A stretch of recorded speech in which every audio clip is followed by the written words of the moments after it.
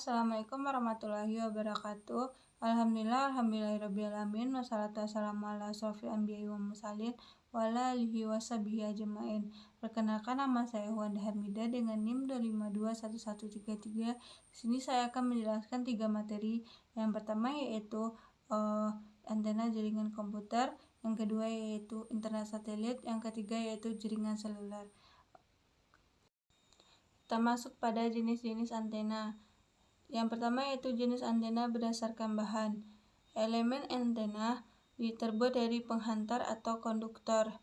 Bahan yang dipilih harus memiliki daya hantar yang cukup tinggi atau lebih tinggi. Contohnya yaitu pada kehidupan kita sehari-hari pada umumnya yaitu tembaga dan aluminium. Pemilihan bahan antena ini disesuaikan dengan beban kerja antena tersebut untuk bagaimana antena ini akan bekerja dengan daya yang besar atau daya yang cukup tinggi. Maka dipilih bahan yang tahan panas yang biasanya digunakan pada bahan tembaga. Sedangkan yang untuk antena yang bagian kecil dengan memiliki daya yang kecil diberi dengan bahan yang ringan atau portabel. Bahan yang dipilih yang biasanya yaitu aluminium yang cukup tipis. Berdasarkan pilihan bahan ini, maka dikenal dengan 2 jenis antena yaitu solid wire antena dan aperture antena. Yang kedua yaitu jenis antena berdasarkan jumlah kutub. Antena ini dihubungkan dengan pesawat komunikasi menggunakan saluran transmisi atau kabel transmisi, di mana saluran umum tersebut digunakan berupa kabel koaksial. Saluran transmisi ini dipasangkan pada pesawat komunikasi maupun pada antena-antena melalui kutub-kutubnya atau terminal-terminal pada kutub-kutubnya. Kutub pada pesawat telekomunikasi ini pada umumnya ada 2, yaitu kutub sinyal dan kutub ground. Berdasarkan jumlah kutub ini dikenal dengan 2 jenis antena, yaitu monopole antena dan dipole antena. Yang ketiga yaitu jenis antena berdasarkan konstruksinya. Jenis antena berdasarkan konstruksinya ini berdasarkan di antara lain yaitu omnidirectional, microstrip, parabola, V, helix, dan loop. Walaupun sering kita jumpai pada teleskop, radio yang menggunakan antena bentuk parabola, ada beberapa jenis antena lainnya yang juga biasanya digunakan pada teleskop, radio, atau interferometer. Contohnya yaitu MRT atau Mauritius Radio Telescope yang digunakan pada 1084 buah antena yang berbentuk helix. Contoh lainnya yaitu teleskop radio yang menggunakan antena yang berbentuk horn yang digunakan oleh Arno Penzias dan Robert Warren Wilson ketika Cosmic Microwave Background atau CMD. Yang keempat yaitu jenis antena yang berdasarkan kegunaannya. Yang pertama yaitu antena direksional. Merupakan jenis antena narrow bandwidth yang artinya hanya memiliki sudut pancaran yang lebih kecil namun lebih terarah. Contohnya itu antena direksional adalah seperti antena parabola, wajanbolik, grid, Yagi, antena sektoral, dan sebagainya. Yang kedua yaitu antena omnidirectional yang merupakan jenis antena wide bandwidth yang memiliki sudut pancaran yang lebih besar namun jaraknya yang lebih pendek. Jadi, antena ini digunakan untuk mengirim dan menerima sinyal ke segala arah. Contohnya yaitu pada antena untuk pemancar hotspot, antena HP, dipole, dan sebagainya. Di bawah ini mungkin ada macam-macam jenis antena dan kegunaannya. Yang pertama yaitu antena grid. Antena WiFi jenis ini mempunyai bentuk jaring. cakupan antena grid ini hanya searah, sehingga antena jenis ini biasanya dilengkapi dengan pasangan antena yang dipasang pada tempat yang lain, atau dapat juga kita sebut dengan antena pemancar sinyal. Antena tersebut diarahkan ke antena pemancar sehingga sinyal yang kita dapat atau sinyal yang kita terima akan lebih kuat dari sinyal sebelumnya. Fungsi antena grid ini adalah menerima dan mengirim sinyal melalui data gelombang radio 2,4 MHz. Yang kedua yaitu antena omni. Antena ini salah satunya memiliki bentuk yang menyerupai tongkat namun lebih kecil. Antena ini memiliki cakupan yang lebih luas daripada antena grid. Cakupan antena ini menyebar ke seluruh arah atau ke semua arah dan membentuk semacam lingkaran. Antena ini atau antena omni berfungsi untuk melawan cakupan arah yang luas, tetapi dengan jangkauan yang pendek. Dengan jangkauan area yang luas, kemungkinan di daerah ini juga akan terkumpul sinyal lain yang tidak diinginkan. Jenis antena ini sangat cocok digunakan untuk sistem koneksi point to multipoint atau koneksi hotspot. Yang ketiga yaitu antena sektoral. Jenis antena ini hampir sama dengan antena omni. Antena ini memiliki menampung hingga 5 klien, yang mana biasanya antena sektoral ini biasanya dipasang secara horizontal maupun tegak lurus. Selanjutnya yaitu antena Yagi. Antena Yagi ini memiliki bentuk seperti ikan teri, yang mana seperti antena grid. Antena ini atau antena Yagi ini memiliki cakupan yang searah. Perbedaan utama dari antena Yagi dengan antena grid ini adalah antena ini cukup jarang digunakan dalam jaringan. Biasanya antena ini akan diarahkan ke pemancar. Antena ini memiliki 3 bagian, yang mana yang pertama yaitu driven, reflektor, dan direct. Driven merupakan titik cakup dari kabel antena. Panjang fisik driven biasanya adalah setengah panjang gelombang frekuensi radio yang diterima atau dipancarkan. Reflektor merupakan bagian belakang antena yang digunakan untuk memantulkan sinyal. Panjang fisik reflektor ini biasanya lebih panjang daripada driven. Sedangkan direktor merupakan bagian dari pengarah si antena tersebut. Bagian ini memiliki ukuran yang pendek daripada driven. Selanjutnya yaitu antena 8 kuat. Antena ini termasuk jenis antena sektoral.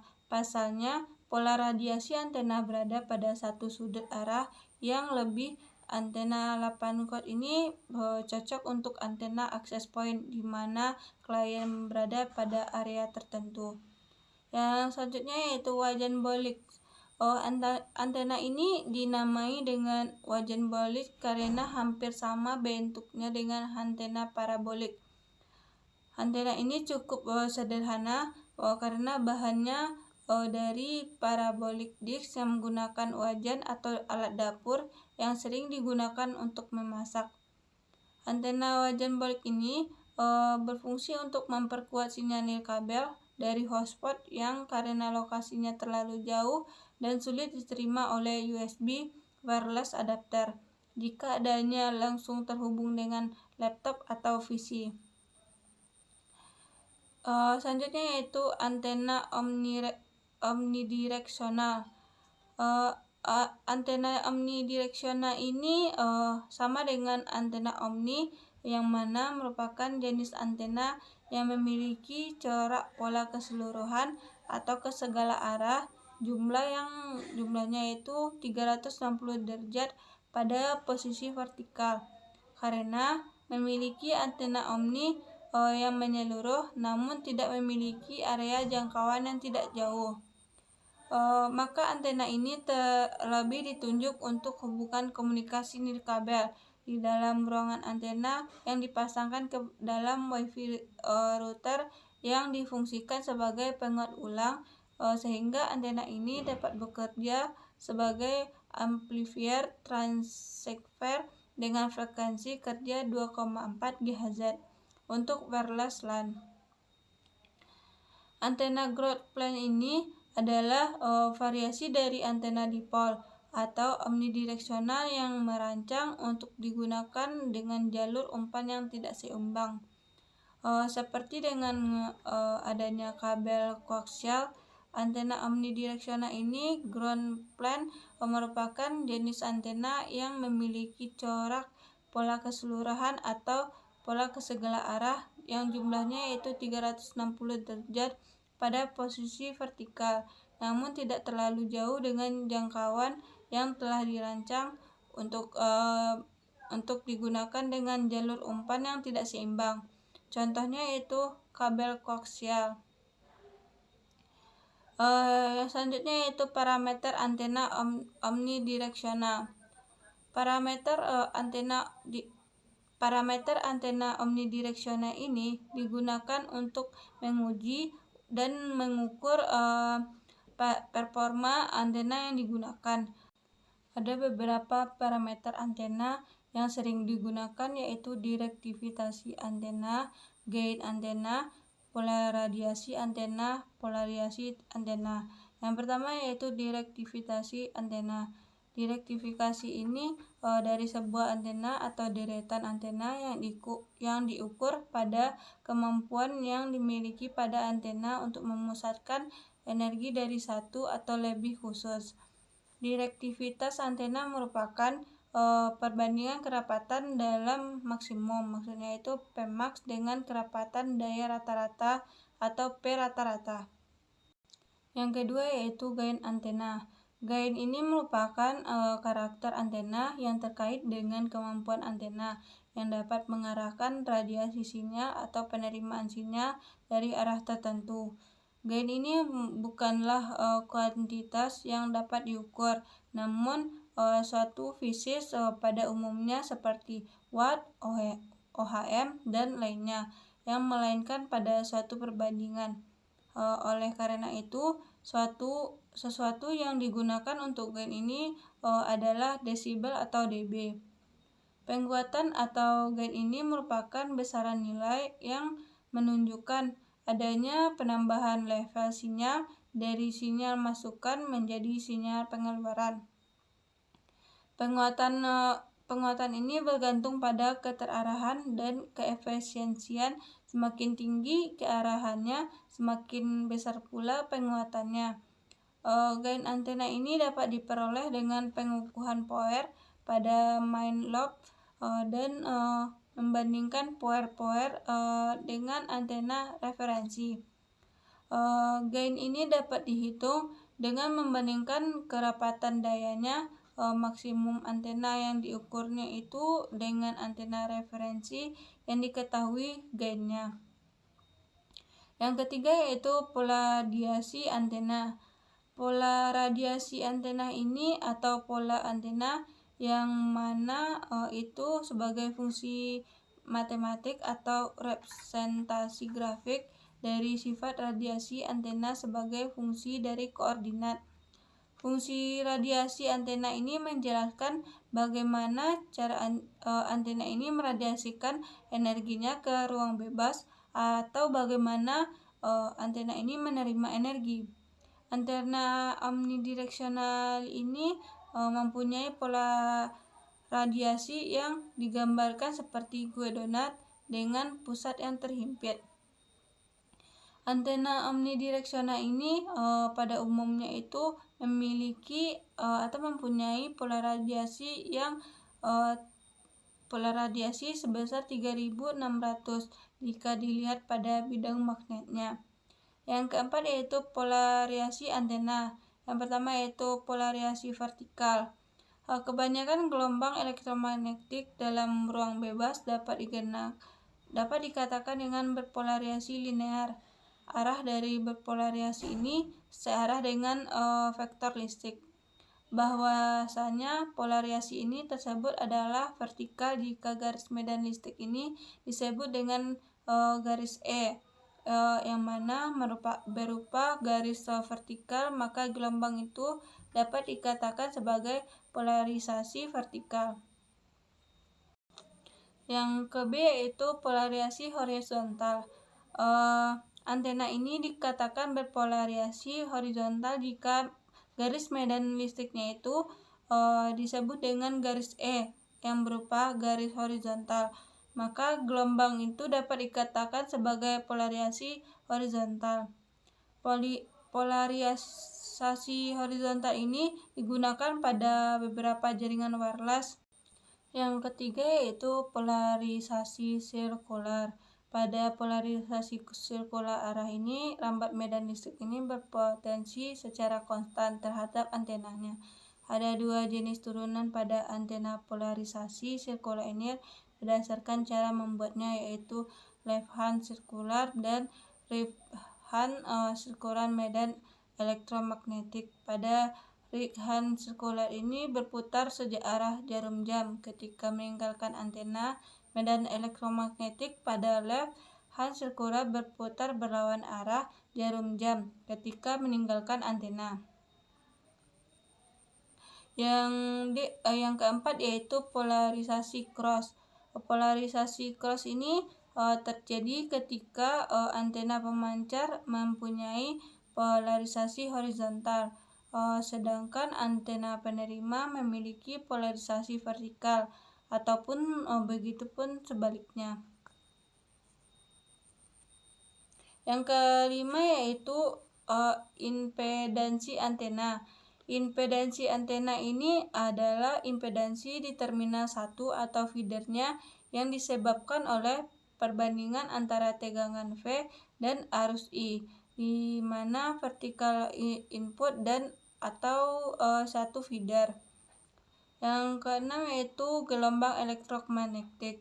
Gelombang elektromagnetik adalah gelombang yang mempunyai sifat listrik dan sifat magnet secara bersamaan. Gelombang radio ini merupakan bagian dari gelombang elektromagnetik pada spektrum frekuensi radio. Gelombang ini dikarakteristikkan oleh panjang gelombang dan frekuensinya.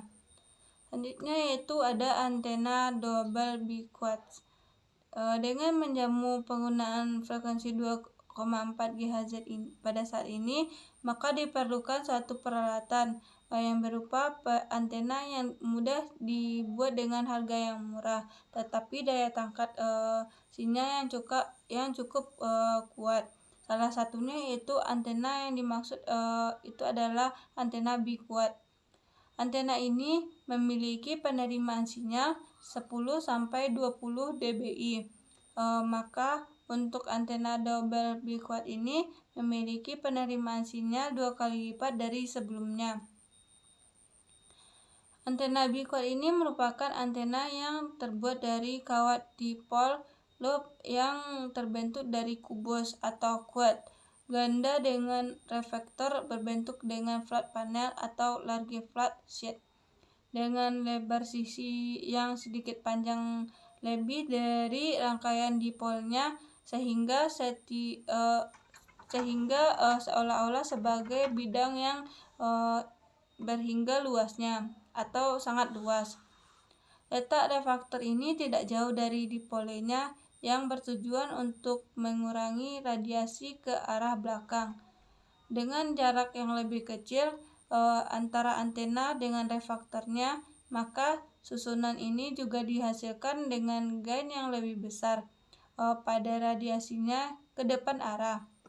Gain yang dihasilkan oleh antena ini 1/2 atau setengah dari large flat sheet reflektor relatif, tergantung dari jarak dipolnya.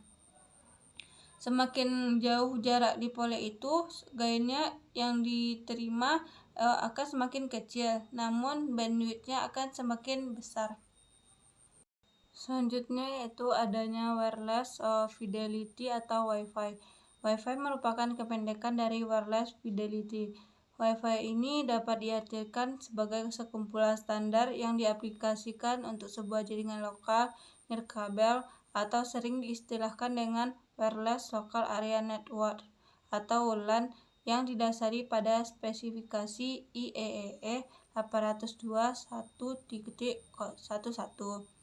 Perancangan teknologi Wi-Fi ini saat ini didasari dengan peraturan spesifikasi IEEE 802.11 yang terdiri dari 4 variasi. Yang variasi pertama yaitu 802.11a, B, G, N. Variasi ini spesifikasi memiliki kelebihan dan tingkat kemampuan yang berbeda-beda, terutama pada segi kecepatan akses data, di mana diketahui bahwa variasi spesifikasi Wi-Fi ini G dan N merupakan produk yang terbaru diaplikasikan pada perangkat mulai dikenalkan kepada pengguna pada tahun 2005. Di banyak bagian dunia, frekuensi yang digunakan oleh Wi-Fi ini, pengguna tidak diperlukan untuk mendapatkan izin dari pengaturan lokal. Contohnya yaitu pada Komisi Komunikasi Federal di AS. 802.11a menggunakan frekuensi yang lebih tinggi dan oleh sebab itu daya jangkauannya itu lebih sempit. Lain samanya dengan versi Wi-Fi yang sangat luas dalam pasaran AS sekarang ini. Berdasarkan dalam IEEE 811B/G beroperasi pada 2400 MHz sampai 2483 MHz. Selanjutnya yaitu wireless USB adapter TP-Link WN722N. USB wireless ini merupakan suatu perangkat jaringan yang bertugas untuk membagi koneksi Wi-Fi dari satu visi ke visi lain. Wireless and USB adapter ini memungkinkan Anda untuk menghubungkan komputer atau netbook ke jaringan nirkabel dan akses koneksi internet yang memiliki kecepatan yang lebih tinggi. Untuk mematuhi standar IEEE 802.11n, mereka memberikan kecepatan nirkabel hingga 150 Mbps yang bermanfaat untuk game online atau bahkan video streaming. Wireless ini dilengkapi dengan CD dengan utilitas yang membantu menyelesaikan instalasi perangkat lunak dan pengaturan jaringan nirkabel, termasuk pada keamanan dan koneksi nirkabel yang nyaman bagi penggunanya, bahkan bagi pengguna pemula. Dengan keamanan koneksi Wi-Fi ini, enskripsi WEP yang saat ini bukanlah enskripsi yang terbaik dan paling aman. Enskripsi ini menyediakan enskripsi WPA atau WPA2 yang dibuahkan oleh kelompok industri alias Wi-Fi yang mempromosikan interoperabilitas dan keamanan untuk WLAN. Berdasarkan teknologi IEEE 802.11n menunjukkan kemampuan lebih baik mengurangi kehilangan data jarak jauh melalui rintangan di kantor kecil atau apartemen besar, bahkan dalam bangunan baja ataupun beton. Selanjutnya keunggulan TP-Link. Keunggulan TP-Link ini ada beberapa, yaitu yang pertama 150 Mbps wireless and spesifikasi kecepatan dan jangkauannya. Yang kedua yaitu satu tombol untuk setup keamanan. Yang ketiga yaitu WPA atau WPA2, encryption-nya Advanced Security. Selanjutnya yaitu fungsi produk wireless adapter. Wireless adapter ini memungkinkan Anda untuk menghubungkan komputer desktop atau netbook ke jaringan nirkabel dan adanya koneksi internet yang memiliki kecepatan yang sangat tinggi. Mematuhi standar IEEE 802.11n, mereka memberikan kecepatan nirkabel hingga 150 Mbps yang memiliki manfaat untuk game ataupun video streaming. Selanjutnya yaitu Cirrus Wi-Fi Inspector. Merupakan aplikasi yang untuk memantau jaringan Wi-Fi untuk mengelola perangkat Wi-Fi dari sebuah laptop. Aplikasi ini dapat beroperasi pada Windows 8, Windows 7, Vista, ataupun XP. Secara umum, tools ini sudah dilengkapi dengan fitur-fitur untuk mencari dan menemukan jaringan Wi-Fi, yang memverifikasi cakupan dari Wi-Fi, serta mengelola dan solusi pemecahan masalah terhadap koneksi Wi-Fi. Selanjutnya ada kelebihan dari Cirrus Wi-Fi Inspector. Yang pertama yaitu mencari jaringan Wi-Fi, yang kedua yaitu troubleshooting koneksi Wi-Fi, yang ketiga yaitu memverifikasi cakupan Wi-Fi atau survei lokasi, yang keempat yaitu mengelola koneksi Wi-Fi pada laptop, yang kelima yaitu mencari perangkat Wi-Fi, yang keenam yaitu mendeteksi app yang mengganggu, yang ketujuh yaitu memverifikasi pengaturan API yang membidik antena Wi-Fi. Cara menggunakan Wi-Fi Inspector ini adalah yang pertama yaitu koneksikan laptop dengan jaringan wireless yang tersedia. Yang kedua yaitu jalankan aplikasi Cirrus yang sudah diinstal di dalam laptop. Yang ketiga yaitu tampilan halaman utama pada Cirrus Wi-Fi Inspector. Yang terakhir yaitu fungsi submenu pada Cirrus Wi-Fi Inspector.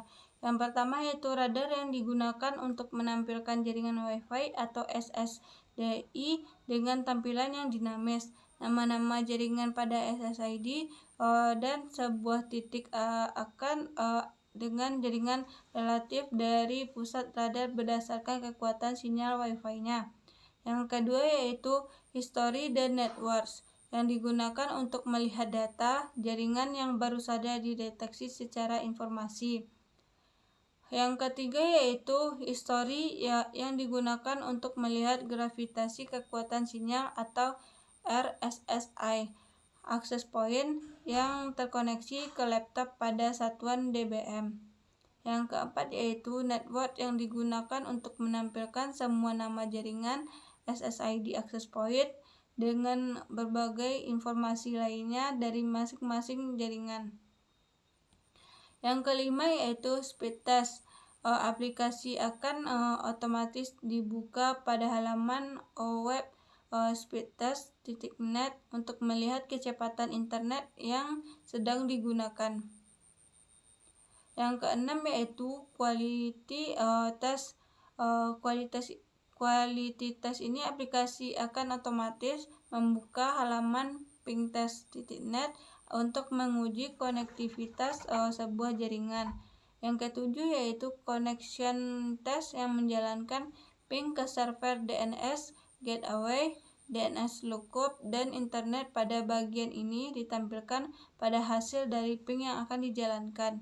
Yang kedelapan yaitu setting yang digunakan untuk mengubah pengaturan aplikasi, meliputi pemilihan wireless adapter display unit, yaitu untuk menampilkan kekuatan sinyal atau RSI metode dan lainnya.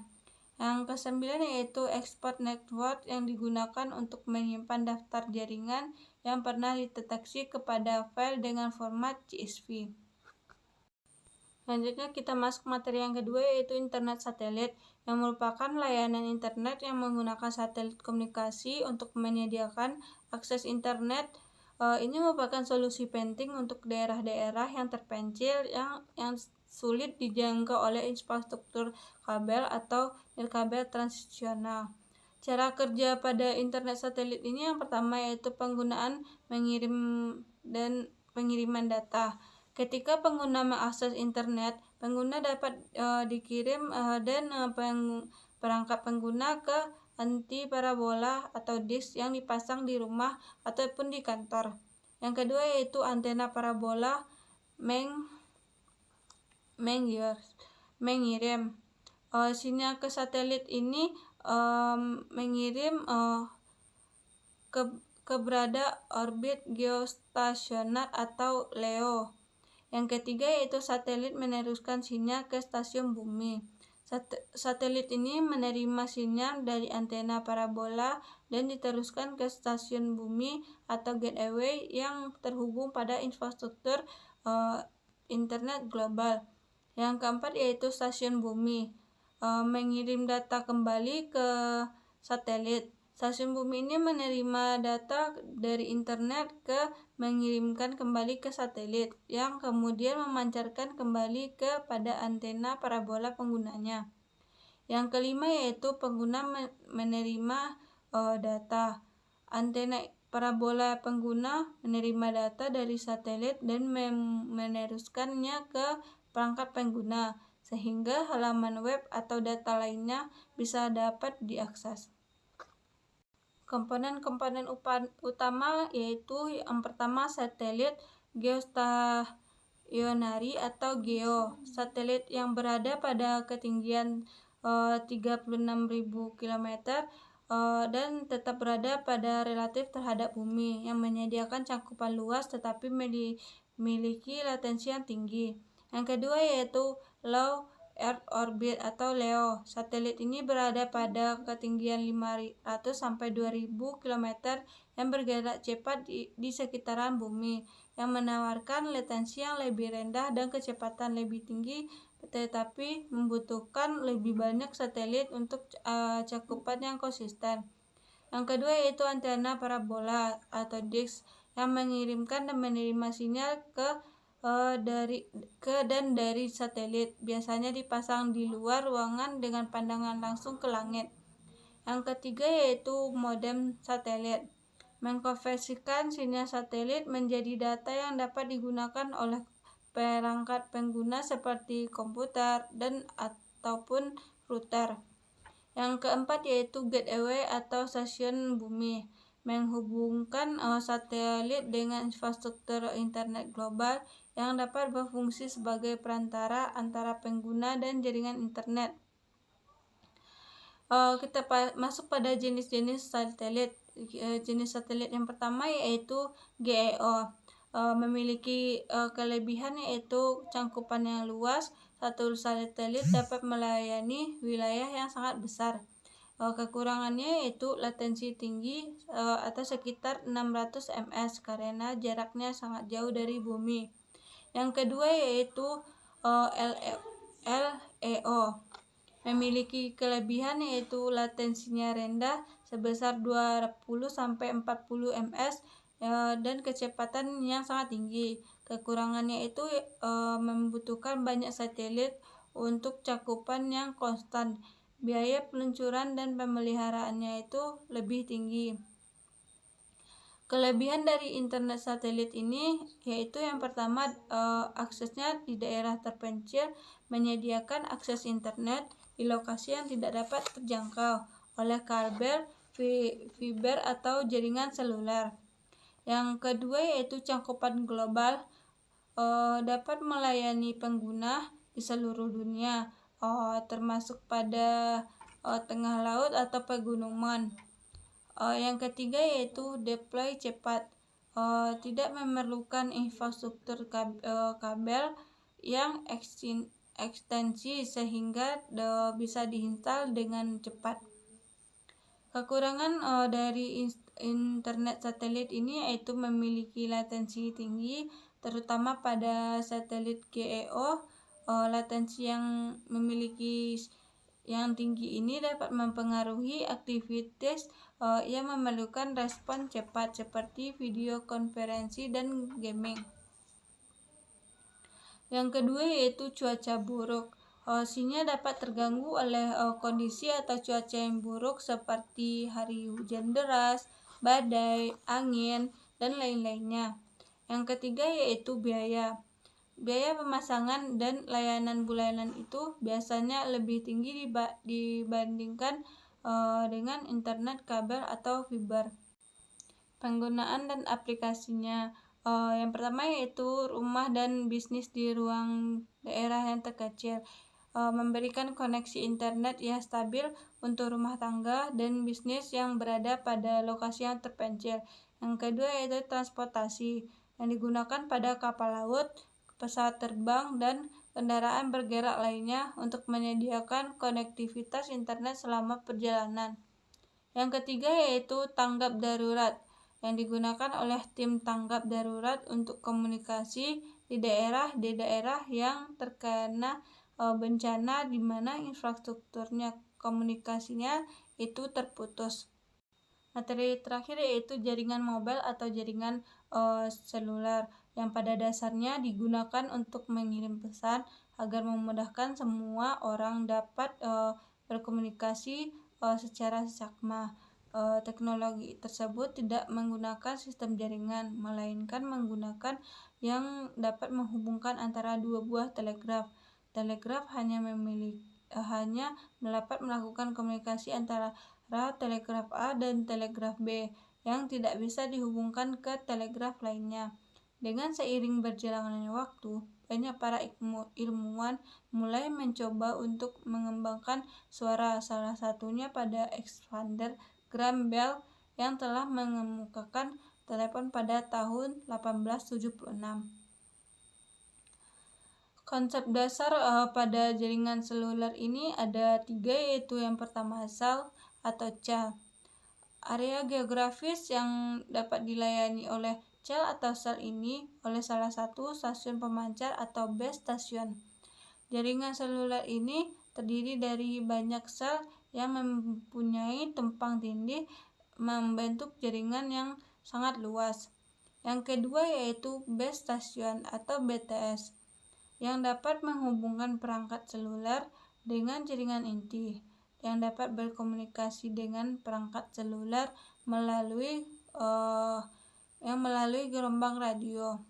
Yang ketiga yaitu handovers, yang proses pemindahan koneksi perangkat seluler dari satu sel ke sel lainnya saat bergerak. Kita masuk pada teknologi 1G. Teknologi 1G ini merupakan teknologi mobile seluler generasi pertama yang dapat mengirimkan pesan dengan sinyal radio dalam frekuensi yang berbeda, yang digunakan pada sistem komunikasi seluler yang menggunakan sistem analog atau FM, yang umumnya kita dapat dikenal sebagai AMPS atau Advanced Mobile Phone System dan TACS. Teknologi ini ditemukan pada tahun 1970-an, di mana pada saat itu teknologi generasi pertama ini adalah teknologi jaringan yang digunakan untuk berkomunikasi secara lisan saja. Teknologi ini memiliki kekurangan, yaitu kecepatan transmisi rendah atau low speed yang berkisar hanya 14 kb, sehingga suara yang dihasilkan itu tidak jelas atau noise dan tidak dapat melakukan pengiriman atau penerimaan pesan teks, serta belum dapat digunakan dengan akses internet untuk melalui browsing. Teknologi kedua yaitu 2G. Lain dengan generasi 2G yaitu generasi kedua, di mana pada generasi ini sudah dapat kita berkomunikasi secara lisan maupun tulisan, serta dapat melakukan panggilan ditunggu. Generasi ini lebih canggih daripada generasi 1G. Teknologi mobile seluler ini generasi kedua ini dapat kita temukan pada tahun kisaran 1990-an, di mana teknologi ini muncul pertama kali dengan teknologi jaringan seluler digital dengan sistem GSM dan CDMA yang dapat dibilang memiliki banyak kelebihan dibandingkan teknologi generasi pertama 1G, yang mana dapat kita berkomunikasi secara lisan, suara akan terdengar lebih jernih atau lebih jelas, keamanan lebih terjaga, dan kapasitas yang lebih besar. Teknologi pada masa ini atau teknologi pada masa 2G ini memiliki kekurangan, yaitu kecepatannya masih sama dengan mobil seluler 1G atau teknologi 1G, di mana kecepatan tersebut yang dapat kita lakukan dalam transmisi data hanya sekitar 9-14 kbps. Jika ingin menggunakan internet pada masa ini, kita dapat menggunakan dial-up yang dihitung per menit. Yang ketiga yaitu teknologi 3G. Teknologi 3G ini diciptakan pada tahun 2000-an, di mana teknologi ini dapat mengakses internet dengan kecepatan transmisi data yang lumayan kencang dibandingkan teknologi 2G. Sebelum masuk ke teknologi 3G, antara teknologi 2G dan teknologi 3G sering disisipkan dengan 2,5G, yang mana kecepatan dalam akses internetnya itu telah mencapai 150 kbps. Teknologi ini memiliki layanan EADG atau Enhanced Data Rate for GSM Evolution dan GPRS atau General Packet Radio Service. Kecepatan transmisi pada teknologi 3G ini mencapai 384 kbps sampai 2 mbps. Dengan adanya kecepatan ini, teknologi dapat melakukan komunikasi pesan yang berupa gambar, tidak hanya dengan pesan teks atau pesan suara saja, tetapi seperti face to face atau muka antar muka. Juga dapat dilakukan pada komunikasi kepada luar negeri dengan biaya yang sangat murah dan sangat terjangkau. Teknologi 3,5G ini sebelum masuk pada generasi 4, generasi ini adalah generasi yang disisipkan pada 3G, dan teknologi ini di mana telah menggunakan teknologi HSDPA atau High Speed Domain Packet Access, di mana teknologi ini merupakan perkembangan akses internet dari 3G karena kapasitas yang cukup tinggi sehingga kita dapat mengakses internet untuk menonton video dan juga dapat melakukan video conference dengan kecepatan yang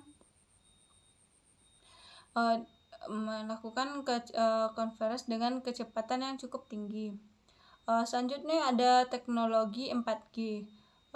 Pada saat ini teknologi 4G digunakan untuk komunikasi dan mengakses internet, seperti melakukan komunikasi via suara, teks, gambar. Tidak hanya itu, teknologi ini ditemukan pada tahun 2013. Kecepatan yang dimiliki oleh teknologi 3G ini berkisaran antara 100 Mbps hingga 1 GB. Sehingga ingin mendownload dalam kapasitas besar, maka akan membutuhkan waktu hanya sebentar atau hanya memiliki waktu yang singkat. Teknologi 4G ini biasanya digunakan untuk streaming seperti menonton video, film yang sangat kualitasnya lebih tinggi atau high kualitas, dan berbagai streaming lainnya. Teknologi ini lebih cepat dari teknologi 3,5G, dan teknologi 4G ini menyediakan solusi IP yang komprehensif. Ada kelemahan yang dimiliki oleh teknologi 4G ini adalah belum begitu banyak perangkat yang menggunakan teknologi ini. Yang kedua yaitu memerlukan antena tambahan untuk mentransmisikan data dengan MIMO atau multiple input multiple output. Yang ketiga yaitu untuk membangun infrastruktur 4G tentunya membutuhkan biaya yang sangat mahal. Teknologi yang terakhir yaitu teknologi 5G. Teknologi 5G ini adalah teknologi mobile seluler yang terbaru dengan kecepatan transmisi data yang mencapai 800 Gbps. Teknologi ini tidak hanya digunakan untuk melakukan komunikasi dan streaming dengan internet saja, tetapi juga dapat digunakan untuk membuat inovasi-inovasi seperti inovasi smart home, atau juga bisa disebut dengan rumah pintar yang akan digunakan untuk memantau dan mengatur rumah serta peralatan rumah lainnya dengan hanya sebuah smartphone atau telepon pintar, di mana dibutuhkan sebuah koneksi internet untuk mengirimkan dan menerima informasi data.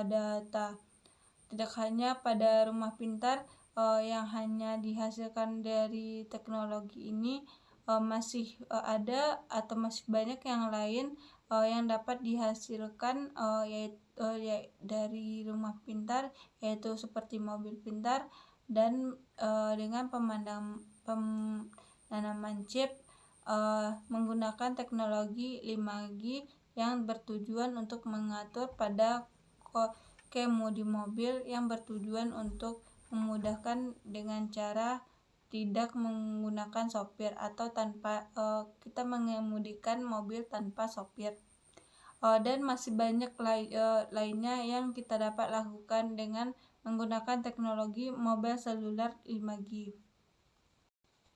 Arsitektur jaringan seluler yang pertama yaitu mobile station. Perangkat pengguna seperti ponsel, tablet, modem seluler. Yang kedua yaitu base station substation. BTS komponen yang berkomunikasi dengan perangkat seluler. BCS mengatur beberapa BTS mengenangi handovers alokasi frekuensi. Yang ketiga yaitu network switching subsystem atau NSS. Menangani panggilan data, mengelola head, mengantarkan BSC. HLR database utama yang menyimpan informasi pelanggan. FLR database sementara yang menyimpan informasi pelanggan saat berada di luar daerah HLR mereka. Yang keempat yaitu GPRS Core Network yang digunakan untuk mengelola data pada jaringan 2G dan 3G.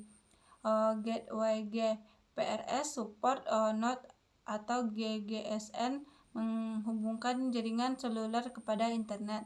Kelebihan pada jaringan seluler ini ada yang pertama mobilitas, yang memungkinkan komunikasi tanpa kabel di mana saja yang dapat mencakup jaringan. Yang kedua yaitu konektivitas global, dapat digunakan untuk seluruh dunia tergantung pada roaming dan kesesuaian jaringan. Yang ketiga yaitu fleksibilitas, menggunakan beberapa layanan seperti panggilan suara, SMS, dan data internet lainnya. Kekurangannya yaitu keterbatasan cakupan. Yang kedua yaitu interface, sinyal yang dapat terganggu pada kondisi cuaca, bangunan, perangkat elektronik lainnya. Yang ketiga yaitu keamanan. Meskipun ada peningkatan keamanan, jaringan seluler masih rentan terhadap serangan dan pelanggaran privasi. Aplikasi dan penggunaannya yaitu yang pertama komunikasi pribadi. Komunikasi pribadi itu seperti panggilan suara, SMS, dan aplikasi yang instan. Yang kedua yaitu bisnis. Akses internet mobile untuk email, aplikasi bisnis, dan video konferensi. Yang ketiga yaitu IoT atau Internet of Things. Koneksi perangkat pintar atau smart home, kendaraan otonom, dan sensor industri. Yang keempat yaitu media hiburan, streaming video, game online, dan sosial. Baik, mungkin cukup sekian yang dapat saya sampaikan. Jika ada kesalahan kata-kata, saya mohon maaf. Saya akhiri dengan wabillahi taufiq wal hidayah. Assalamualaikum warahmatullahi wabarakatuh.